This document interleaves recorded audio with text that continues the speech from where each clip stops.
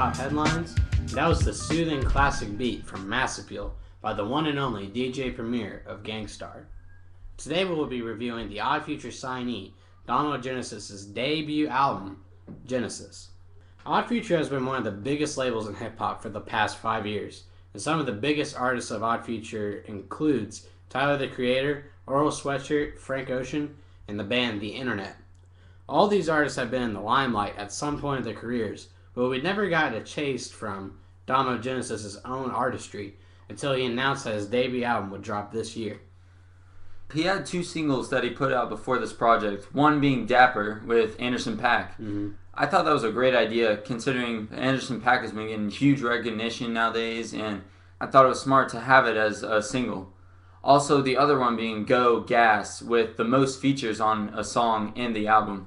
It's got Wiz Khalifa, Tyler the Creator, and Juicy J. Honestly, I wasn't too excited about this combination of talents, but I guess it has potential. I think it could lead into some good work. I wasn't totally into Domo before the album, but I wanted to try it out, and I'm really glad I did. He starts out with Awkward Grove. It's a beautiful description of what he is doing now that he's famous. You know, he says taking care of his mother and smoking nothing less than a G. Thought that was kind of funny. I also love the line where he talks about invested in my motherfucking self and now my stock raised. Kind of saying that once he found his confidence, he started to become successful. Obviously, he's getting more of a light now that Odd Future is sort of broken up. Kind of now what are they doing outside of the group? So I think this is a very good talking subject that he has here. I took this as a somewhat uplifting song as he talks about how he's finally gotten a chance to prove himself, like you said. Now that over the past year or so, Odd Future has been sort of in a slump, and reports broke out that they broke up. And while he also talks about the conversations he has with his mom pertaining to his future as he was younger. It's really short, and it's an enjoyable intro to this project with very solid production. Yeah, I also love the vocals by Samantha Nelson and Carmela Echols. I think those are really amazing. After that intro, we get One Below, and this sort of has 2 parts to this. The first being words of his actual mother, talking about how hopeful she was of her son the first time she laid eyes on him. And the second having a soothing song, talking about how he strives towards success. Like you said about his mom talking, I thought that was really cool. And she's just talking about how she wants him to be the best that he can be. Yeah, I really love the flute, and the bass goes well with the soothing track. The different instruments he uses throughout the song, along with the different vocals, really bring out the tone of this album to start everything off. Yeah, he rolls lines really well off of this cool beat about his struggles, and I think that was really hard-hitting. I felt that he had a lot of emotion into the song. He provides a really good hook as well, showing that he can sing. I thought that was very interesting as well. The next song that we get is Wanderer. This is the 3rd song in the album. The first quarter, just really hitting hard. One of the best starts of an album I've heard all year. I thought this was a pretty good song after One Below, which was probably one of my favorite songs in the album.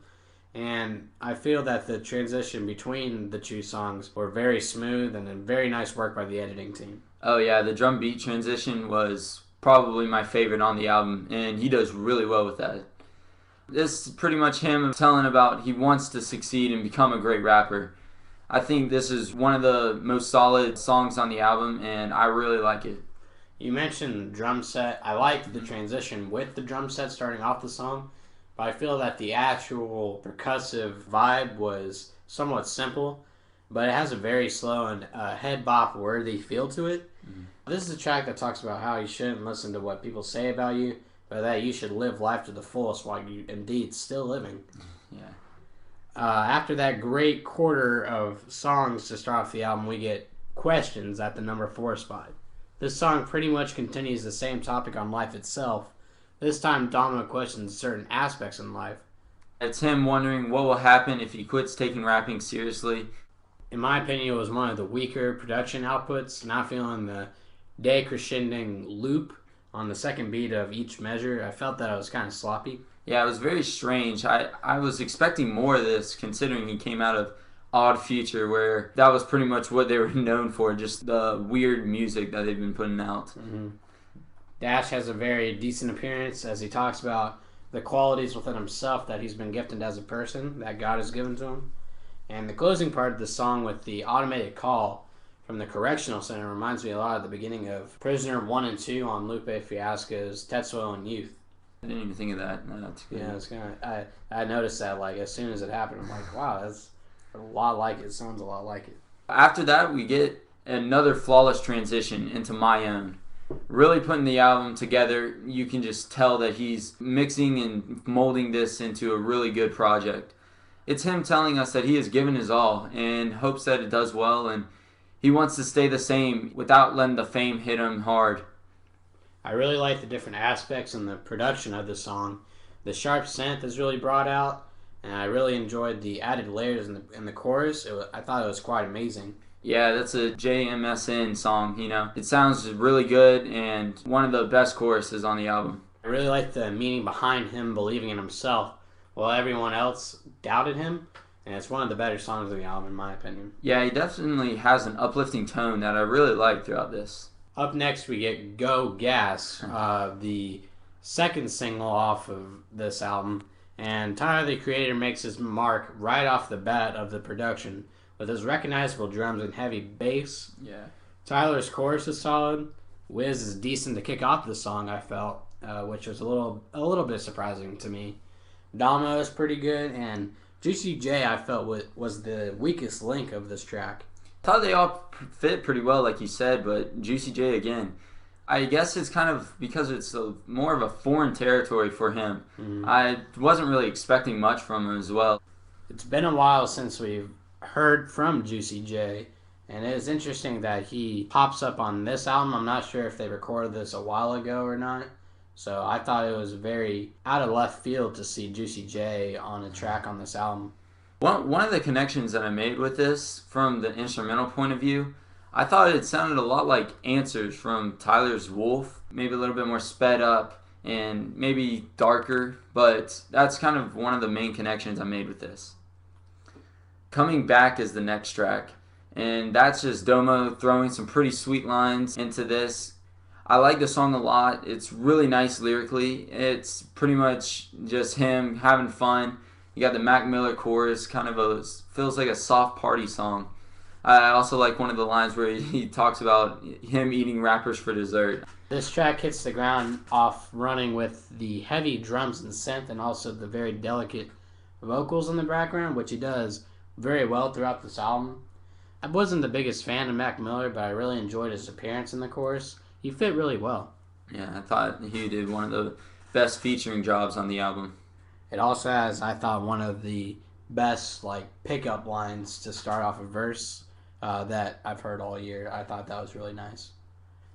After that, we get Faded in the Moment, and after the hard-hitting, quicker beat in the previous track, this production is very smooth and mellow. This is the love track on the album, and he talks about his current relationship with his girl, and I think he does a great job with the meaning of the song and the production combo. Yeah, it's kind of staying laid back and chill with this. Yeah, for me, it felt like a good dream. Mm-hmm. That's kind of what I felt when I listened to this. Oh, yeah. I love the Outkast reference using the forever ever. You know, that was kind of cool.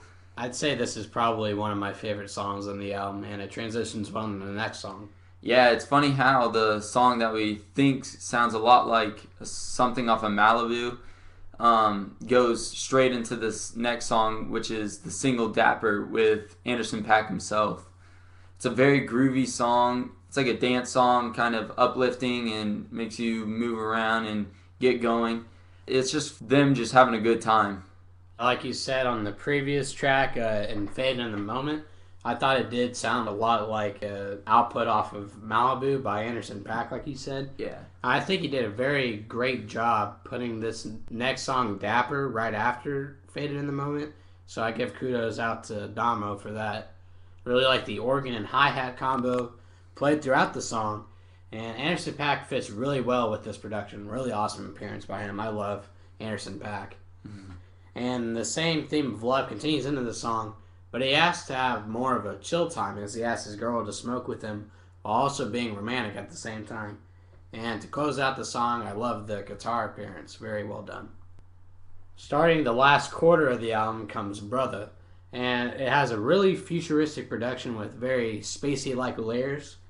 When I heard that, I thought of "Fly Like an Eagle" by the Steve Miller Band. Yeah, I thought that was a kind of a cool connection that he had with this. Mm-hmm.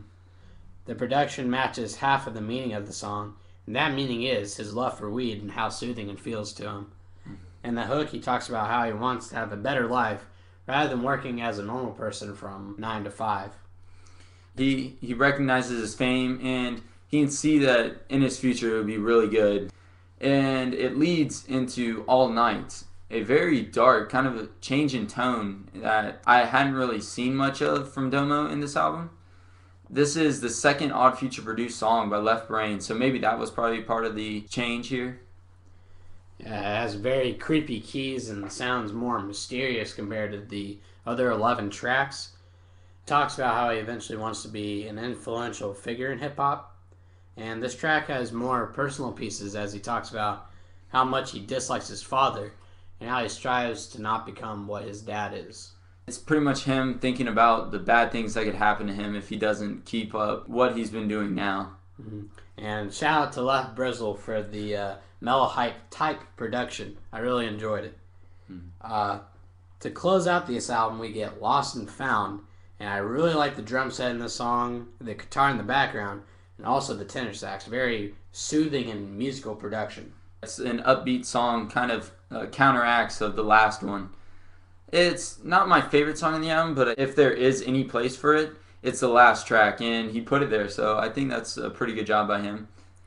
He leaves his listeners and fans off with telling them that this is just the first step in his rap life, and he is just trying to find his way, as he says, towards a better career. Yeah, that fade out was really good. That did it well for a good ending of the song and album. Mm-hmm.